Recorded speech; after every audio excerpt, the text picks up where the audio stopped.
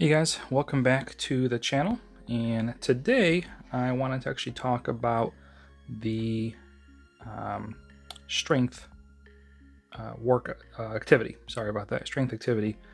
So quick little intro here. So I predominantly weight train. That's like my main activity is weight training, and then I do elliptical and bicycle, for my cardio. So that's kind of really the only two parts I'm really going to ever really focus or talk about is strength training, and then I guess you can see here bike and elliptical. That's kind of my three activities that I do. And bike and elliptical, that need's been met a long time ago. The kind of probably the most underserved activity when it comes to fitness wearables is the strength. So I've been kind of in pursuit of wearables to focus on that over probably the last decade or so, and there was a lot of hope. Probably about 5-6 years ago, there was a lot of good companies with some really innovative products that showed a lot of promise. So there were probably four key players that were kind of showing some, I think, good progress and technology in that space. There was the push band, there was Atlas wearables, B sensor, and then the gym band / Strenex, I think they renamed themselves. Those are all kind of key players that were in that wearable space that really kind of focused on strength training. Now, I own three of those myself. I own the only one I've never tried is the Pushman, but I've owned the Atlas. I've actually worked with their CEO to try and kind of beta test a product for them. And I've owned the B sensor, and I've owned the gym band, which is by far probably my favorite one of all. But those were kind of more geared towards strength training and kind of giving you good data in there. The Beast Atlas wearable was like an actual watch. This is probably the most closest resembles to, because Atlas was a wearable that kind of worked off your wrist, and that one had the same challenges as this one does. Wearing it on your wrist limits kind of how well you can track your workouts. Like bench press, lat pull downs will track, but once you get into like dips and kind of unique movements, this thing is for the most part pretty worthless. In another good way of saying that, it did not track good at all. Same problem Atlas wearable had, but Atlas wearable eventually let you record your own exercises. So you would actually hit record in the watch, you would perform the exercise, and it would then kind of remember that motion. So that made it so much better that we can actually train it to your own workouts.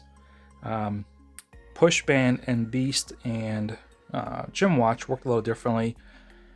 Gym band, you would actually move. It didn't track your HRM, it just tracked the movement. So you would wear it on your wrist, your upper arm, forearm, just kind of whatever, it would tell you where to put it for whatever workout you were selecting. But that's just my little quick monologue on that space. So I've tried many of them, and I'm still in search of a good one, and kind of decided to try this one just to see if it could really compete in that space. And it was pretty disappointing, to be honest. I mean, and I'm focusing more on the fitness or the workout tracking. I mean, not the heart rate stuff, so I'll cover that as well.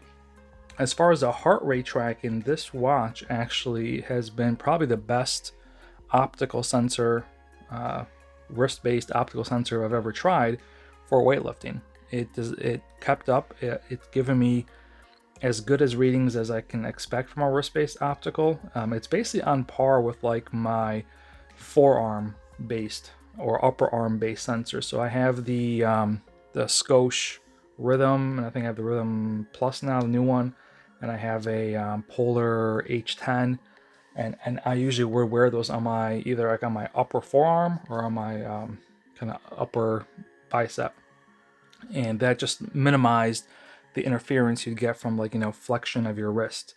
But as far as wearing a watch, kind of wearing it right here, nothing's come close to giving me remotely good readings except for this one. So this has been by far the most accurate heart rate reader that's wrist-based. Now, it's still not as good as like a good old-fashioned ECG chest strap. That's just the nature of the game. The technology is not there. But this is as good as my kind of forearm-based one. So just an FYI. So I've been very impressed with the HRM. But now if we get into the, let me log in here. If we kind of jump into actually looking at the workout. So I did a workout here and I tried to use this to train. So I kind of just ran through a very simple workout. I did bench press, military press, tricep push down, and then I did some flies and kind of just try to confuse it to see how it would do. So if we look at the bench press, you can see that it recognized it 2 of the 3 times. It did not get the reps right at all, and it's partially the problem this has is that there is no like setup time. So some of the previous devices I've tested before in this space, what you did is when you hit go, it gave you like 5 or 6 seconds to kind of get your grip, get your stance, kind of get ready to go, and then it would start recording. This one, as soon as you click next, it starts recording. So if you're kind of adjusting your grip, it's sometimes going to register as movement. So that's kind of the first problem with this one. There is no like setup time. So Garmin should let you have like a 5, 6, 7, 8 second period of where you can kind of adjust and get yourself ready. So that's accounts for these extra movements, I think, because I was kind of like trying to like, play with the bar, trying to get my grip set, and I think that added a couple. So I did about, I think, 4 or 5 bench press, so it did not record them, and then I switched to military press, and it did not get any of those as well.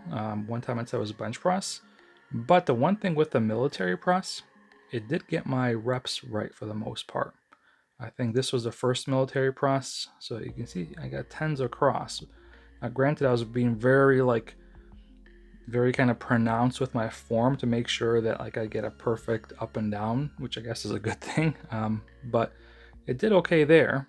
And then we go to here. These were standing tricep push downs, and you can see it made them rows, and it was, off. I did 10 sets of 10, but it pretty much accounted for extra ones every time.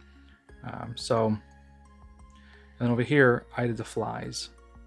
So you can kind of see it was way off on the flies.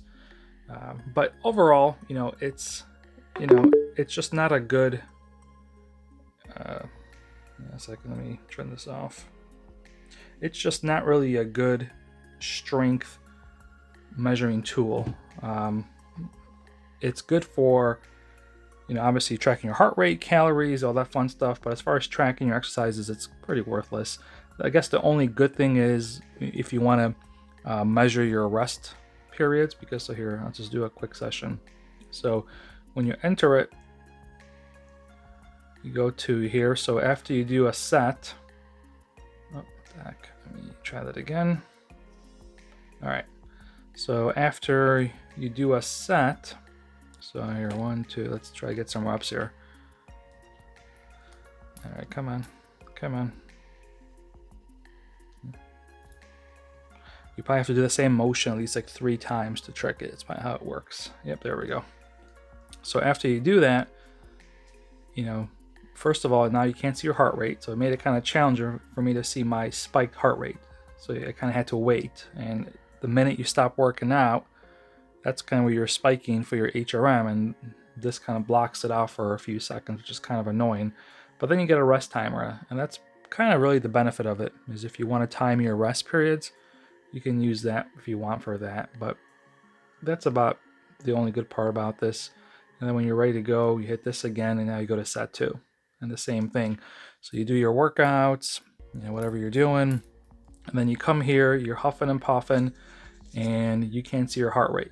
I mean, instead you get an exclamation point. Like, that's useful. That should have been your heart rate right there or something, so you kind of see that peak.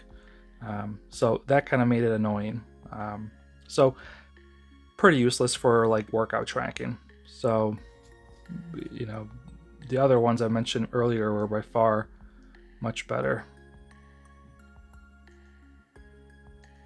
Now, if we look at the heart rate data, let me pull that up again. So if we look at the heart rate data again,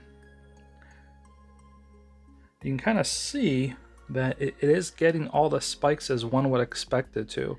Now, the challenge I'm having is I would love to kind of test this against my chest strap or my one of my like forearm based optical sensors.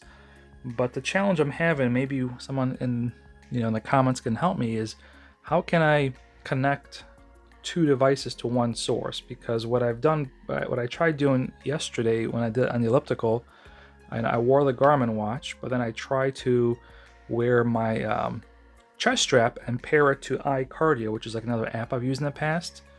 But the problem is, I think the algorithm in terms of how they track it is a little different. So I was getting different readings in terms of calories burned, for example. I think Garmin might overestimate it maybe by a little bit. So I don't know. Ideally, I would love to have some kind of like software that I can connect two sensors to, so I can kind of see them both in one view. So if anyone knows any way to do that, where I can like broadcast this to like a different app and my chest strap to a different app and have them both kind of be read from the same in one area, that might help me get more data, because I'd be curious to test it. But going back to here, I think this looks really good. You can kind of see that my peaks are in the 120 over here, which makes sense because bench press, because you're lying down, typically your heart rate doesn't jump as high because you're actually laying down.